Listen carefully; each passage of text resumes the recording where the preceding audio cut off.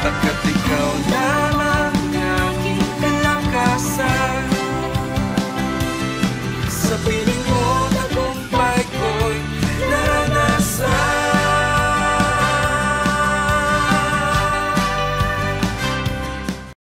Glory to Jesus! Hallelujah!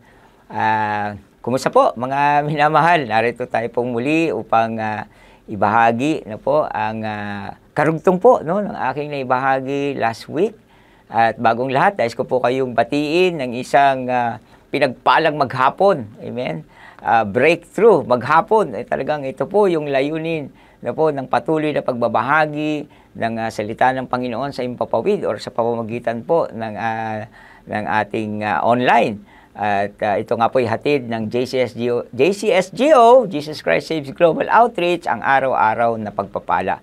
Hangarin po ng bawat isa sa mga lingkod ng Panginoon talaga na i-share yung kanilang mga nararanasan, mga katuruan na talagang nagbigay ng impact pagbabago sa kanilang mga buhay. At ngayong araw pong ito, nais ko pong mag-share muli yung part 2 po ng aking ibinahagi last week. Pero bago ang lahat, tayo po'y manalangin. Dakilang Diyos, aming Ama sa langit, sa kapangyarihan niyo po, banal na Espiritu. Salamat pong muli sa panibagong araw na kung saan kami po'y muling nakasaksi, Panginoon, ng iyong katapatan at pag-ibig na di nagmamaliw. Hayaan niyo po sa araw na ito, patuloy na madaligan ang mga binhi ng iyong salita sa aming mga puso. Patuloy kaming lumago, maging mature na Kristiyano, Panginoon. At patuloy, Lord, na magamit mo rin pagkatapos mo kaming pagpalain, maging pagpapala rin po kami sa iba. Kaya ngayong araw na ito, hayaan niyo po ng mga salitang maririnig po namin, Panginoon, ay magsilbing, Lord, masusugan pa, Panginoon, yung aming mga kaalaman na galing po sa inyo.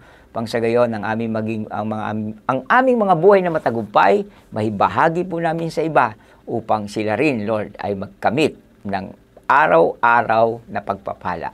Kaya salamat po. Ito po ang aming dalangin sa pangalan ng aming tagapagligtas na si Jesus. Amen. Amen.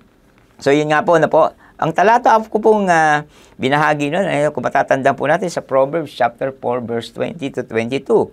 My child, pay attention to my words. Pay attention. Pakinig kang mabuti, sabi ng Panginoon. So tayo po ba'y nakakaranas ng ganyan?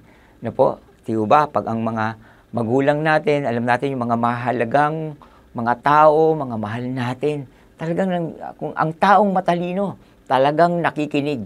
At ito po talaga ang susi ng pagpapala sa atin kung tayo'y tunay na makikinig sa bulong ng ating Panginoon o ang kanyang salita, lalo na sa gabay ng banal na Espiritu. Listen attentively to my saying. Ito po yung talagang ipopokus na natin. Sabi nga po natin last week, ito daw po yung dapat nating gawin. Dahil ang Diyos, tayo daw po ay gusto niya ring makapellowship. Kaya niya tayo nalikha to have fellowship with us. Nais niyang may kakwentuhan siya, may kausap. Alam niyo po, Panginoon, talagang sumasagot siya. Nararanasan ko po dito mga nakarang araw. Talagang natutunan kong bago gawin ang isang bagay ay magtanong. Although minsan talagang mayroon pa ring lapses, pero napakabuti talaga ng yung grace ng Panginoon na kumikilos sa ating buhay. So, ang sabi po niya ay, okay, listen attentively to my sayings. Do not let them depart from your sight. Alisin sa iyong paningin. Bantayan mo siya sa iyong puso. Guard them within your heart. Bakit daw? They are life. Sila daw po ay buhay sa sino mang makakasumpong nito at kagalingan. Amen? Pag sinabing kagalingan, in general po yan. Physically, emotionally, spiritually, financially. Naku po, talagang ang kabutihan ng Panginoon, kapag makukuha po natin yung attention niya, talagang si Lord, sabi nga ng kanyang salita, madali siyang kausap. Okay? Kaya nga po ang Diyos kasi, sabi ko nga po nakaraan, gusto niya rin laging kunin kasi yung atensyon natin. Kaya salamat po kapatid Salamat po sa inyong pagiging loyal, sa inyong masugid na pagsubaybay dito po sa programang ito. At patuloy po nating i-share. At sa bagay lang na yun, magiging blessing na rin po tayo sa iba. Ano po? So, Nais po dyan na makuha lagi yung ating atensyon. Sabi ko, may 4 na bagay kung paano niya tayo gustong kausapin. Gusto niya tungkol sa nature. Yan, yung nature, kinakausap. Dahil pinapakilala ng mundo, ng kanyang nilikha, kung sino ang Diyos. Wala na raw maidadahilan ng mga tao na walang Diyos. Pag nakita nila nilikha ng Diyos, nakamangha-mangha. Kinakausap niyan through the Bible. Sa pagkikitan po ng Biblia. At syempre, pinawala by His Holy Spirit, ang banal na Espiritu. Ayan po, talagang kinakausap niya tayo. At minsan, yung mga tao nga po na pinapadala niya sa atin. Kayo po ba'y nakakilala na ng mga tao, lumapit sa inyo na nag-share? Bigyan niyo po ng panahon yun. Lalo na po, pag ipinanalangin, pag may ipinadalang tao sa inyo ang Panginoon po, naku, talagang blessing yan. Pakinggan niyo po siya at marami po kayong makukuhang karunungan na magpo-propel sa inyong faith at makamtan niyo po ang talagang ang biyaya, ang pagpapala ng Diyos na bukas sa lahat ng mga tapat sa Kanya. Kasi ang Panginoon gusto niya rin may heart-to-heart kahusap. Kaya kung gusto po nating marinig, hindi tayo madismaya. Kasi marami rin pong nananalangin. Bakit kaya hindi nila natatanggap? So, si Lord pala, gusto niya talagang yung attraction mo sa Kanya, tama rin. Dahil si Lord talaga, natutulog ka pa, paggising mo hanggang pagtulog mo, sabi po ng salita ng Diyos, pagsikat ng araw hanggang sa paglubog nito, hanggang sa pagsikat muli, ang mata ng Panginoon ay hindi niya inaalis sa atin. Sa lahat ng kanyang mga nilikha. Kaya nais niya na marinig niya rin ang side mo at marinig mo rin ang side niya. Ganyan po ang ating Panginoon. Okay? So, kaya nga, bakit ba kailangan nating lumapit sa Panginoon? Alam niyo po, hindi naman sa pagsusuri ng mga kalagayan pero ang tao kasi talaga pag gipit na minsan tsaka lang lalapit, tsaka lang nakakaalala. Pero po ito magandang balita, ang Diyos po talaga na ating nilalapitan, ang Diyos na sinasabi ng Biblia ay totoong Diyos na unlimited ang kapangyarihan. He is omniscient, omnipotent, and omnipresent God. Walang bagay na mahirap sa Kanya. Yan po ang sinasabi ng Kanyang salita. Kaya sa Kanya lamang po talaga tayo maaring dumulog at hindi tayo mauunsyami. Hindi tayo mabibigo. Praise God. Kaya nga po pag lumalapit tayo sa Panginoon, nagkikreate din po muna tayo ng atmosphere. Kagaya po sabi ko na nakaraan, di ba? Yung mga mangangaso, gumagawa sila ng bait, gumagawa sila ng pain. Hindi naman natin sa pinapainan ng Panginoon, pero kailangan meron tayong actions. Meron din tayong ginagawang hakbang na talagang nakalulugod sa Kanya. Pag nalugod natin ng Panginoon, sabi nga, hanapin niyo sa Diyos ang inyong kaligayahan. Sabi po sa Proverbs chapter 37, verse 4. Hanapin niyo sa Diyos ang inyong kaligayahan. At ang inyong mga inaasahan ay tiyak niyong makakamtan. Kaya yun po. Kaya pag lumalapit tayo sa Kanya, okay, may mga bagay. Nung nakaraang linggo, sa topic na ito, may 4 yung una po ako sinabi. Unang-una po, yung paraan ng ating pagpupuri, yung ating pagsamba, yung ating pananalangin, at yung ating pagpapakumbaba. Yan pong 4 na yan ang nauna. Pag yan po yung nakikita ng Panginoon sa ating mga puso, sasabihin niya, hindi ko na mapigilan. Talagang ibibigay ko ang hinihingi ng anak kong ito. Kaya karagdagan na lamang po. So pagkatapos ng 4 na binahagi ko noon, yung huli ay humility. Isa pang idadagdag natin po dito. Ito po, kailangan po talaga ito. Dahil maaring may pangyayari, nagkakamali pa rin tayo diba? Minsan may mga bagay na hindi pa rin tayo nasusunod. Ang bagal nating sumunod. Pakyut tayo sumunod. Talagang pag nagkakasala tayo sa Panginoon. Very simple, sabi ng Biblia, repent. Kailangan po natin ng repentance. Genuine repentance. Meaning, nagsisisi. Yung meron po talaga tayong godly sorrow na sinasabi po sa Biblia.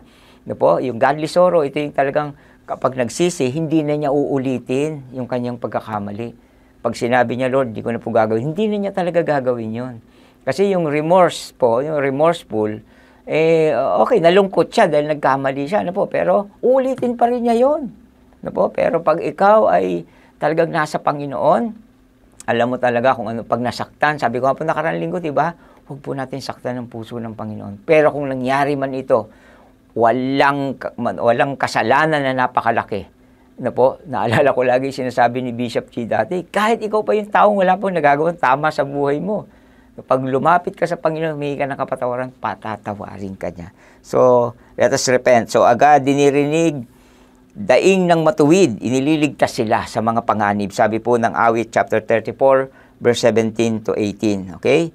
Ganyan din po sa ating bansa, diba? If my people who are called by my name, okay, shall humble themselves and pray, no, and seek my face and turn from their wicked ways, then from heaven I will hear their prayer and I will heal their land. Kahit bansa po natin pag nagre-repent, no? Kaya talagang imbis na magreklamo tayo sa gobyerno at kung ano ng mga pangit na nakikita natin, manalangin po tayo.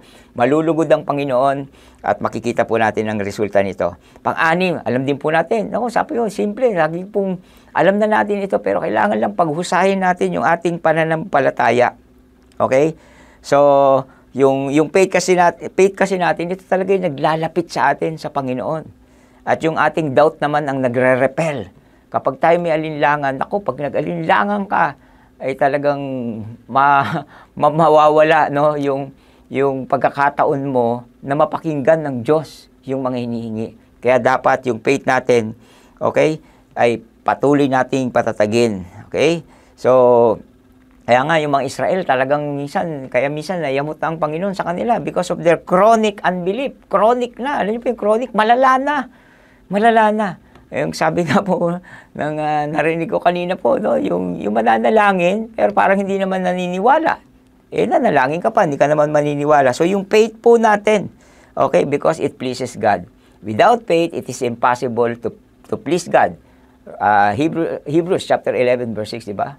Kung walang pananampalataya, hindi daw po natin malulugod ang Panginoon. So, kailangan pong patatagin natin ito. Okay? So, susunod, eto na, mga kapatid, para talagang ma-attract mo ang attention ng ating Panginoon. Alam natin to. Alam kong masiglang ginagawa natin. Ano po yun? Obedience. Yan, pagsunod. If you are willing and obedient, you shall eat the good of the land. Isaiah chapter, okay, dito po ako na-inspire dati. Na talagang, ang faith kasi may gawa. Ano po? Kahit may pananampalataya ka. At ang faith, ang pagsunod, sinusunod yung dapat sundin. Hindi yung atas ng sariling puso lang, no? Kung ano lang yung gusto mong sundin, yun ang susundin mo. Dapat ang obedience na sinasabi po ng Biblia, ano talaga yung sinasabi ng Panginoon? Ano yung sinasabi ng mga taong ipinadala niya sa iyo para gabayan ka? Dapat pinakikinggan po natin yon. Kaya sabi ng Panginoon Jesus, if you love me, you will keep my commandments. Susundin mo ako, sabi ng Panginoon. At nakita po natin nangyari sa buhay ni Cornelius. Ano po? Talaga po siya mabuti. Sabi po sa Biblia, sa Gawa chapter 10 verse 4, tumingin siya, sabi niya, ano po yun? Sumagot ang anghel, kinalulugdan ng Diyos ang iyong mga dalangin, sabi niya po kay Cornelius, at ang mga pagtulong mo sa may hirap. So, his obedience attracted God's attention and he poured out spiritual blessing on his whole household. Buong pamilya niya, mga kapatid. Naligtas itong taong ito na hindi nga isang Hudyo, ano po, isang hintil. Pero nakita ng Panginoon ang kanyang pagsunod sa Diyos. Kaya talagang, hallelujah, bless siya. At ang kanyang spiritual blessing na tinanggap niya, buong pamilya niya nakakilala sa Panginoon at pinagpala ng Diyos. Pinakahuli, mga minamahal, unity. Naku po, yan. Talagang kailangan po natin ito. Unity. Okay? Ayaw po kasi ng Panginoon ng kaguluhan. Ayaw niya ng watak-watak. Ayaw niya ng nag-aaway-away. He blesses unity. Kapag ang puso mo ay talagang naghahangad ng unity, sabi po ng unity, pag gusto mo ng pagkakaisa, ikaw dapat yung mismong nagpapatupad para maganap yung pagkakaisa. Pero kung puna dito, puna doon, hindi po pagkakaisa ang tawag doon. Pagkakanya-kanya. Kaya salamat sa Panginoon dahil dito po sa JCSGO, sa gawain ng ating Panginoon, nakita po natin talaga na po dumadaloy ang anointing ng Panginoon mula po sa ating mga leaders, mula sa ating bishop, na po hanggang sa pinakabagong kaanib, hanggang new friends talaga na be-blessed. Okay? So, hallelujah. Yung unity kasi, yun ang nakaka-attract ng God's attention. Okay, at ibinubuhos niya ang kanyang banal na espiritu. Take note, in a phenomenal way. Wow, pag nagkakaisa, so nakita po natin na naalala ko nung nakaraan, nagsimula po ako sa Balete Drive, grabe, nung nakita ko ngayon ang kamanghamanghang pagkilos ng Panginoon. Bakit?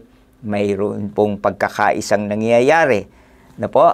At kaya nga po, yan po yung mga mahalaga na dapat po nating tandaan. So, yung apat na ating pong nabanggit ngayon, repentance, okay, faith, obedience, and unity. So, yung apat pong yan, paari pa ho natin pag-aralan yan. At nang sa gayon, tayo po'y makiayon sa nais ng Panginoon. At nang sa gayon, sa ating paglapit sa Kanya, makikita po natin talaga ang kabutihan ng Diyos ay gayon na lamang. Kaya nga mga minamahal, kung kayo po'y kaisa, no po, ng ating kongregasyon, tayo po'y lumapit sa Panginoon, no, at hilingin natin sa Kanyang mga bagay na ito upang tayo po ay tunay na mapagpala. Ama, marami pong salamat. Hindi po blessing, but the blessor, Lord, ang nagpapala, Panginoon, ng kailangan namin, O God. Ikaw po, O Diyos, na tunay ang napakabuti sa amin. Kaya, Lord, itong araw na ito, amin pong hinihiling, Panginoon, naway patuloy mong buksan, Lord, ang iyong pintuan, Panginoon, ng pagtanggap sa mga anak mong lumalapit sa iyo, Panginoon, upang matugunan at makamit nila, Lord, ang kanilang mga hinihiling. Lord, it's not by power nor by might, but it's by the Spirit of the Lord of hosts. Alam po namin, Panginoon, na kung tutulungan mo po kami, dear Holy Spirit, na lumapit, Panginoon, at gagawin ang aming bahagi. Walang imposible, Lord. Talagang alam po namin, mangyayari ang kalooban mo sa buhay namin na kami pinagpala at maging pagpapala rin sa iba. Kaya itong araw na ito, Panginoon, sa pagkakarinig ng iyong salita, dalangin ko po, O Diyos, na baunin namin ito sa aming mga puso, tulungan mo kaming maisapamuhay. At kung meron man mga panalangin, ang aming mga kapatid, dalangin ko po, O Diyos, na Lord, na ang kalangitan, Lord, ay ngayon pa lang ay nagdideklarang yes and amen na ang kasagutan sa mga panalangin ito. Miracles after miracles. Hallelujah. Breakthroughs after breakthroughs. Anointing after anointing. Great anointing and great blessing, Lord. Dinideklara ko po sa buhay ng bawat isa, together with your peace, Lord, and salvation of their household. Salamat po, pinupuri ka namin, dinadakila sa araw na ito. Ito po ang aming panalangin, pinaniniwalaang, Lord, na-attract, Lord, ang inyong pong presensyang magbibigay kasagutan dito. Sa pangalan ni Jesus, kami pong lahat magsasabi ng Amen. Maraming salamat pong muli sa inyong pakikinig. Hanggang sa susunod, God bless and Shalom!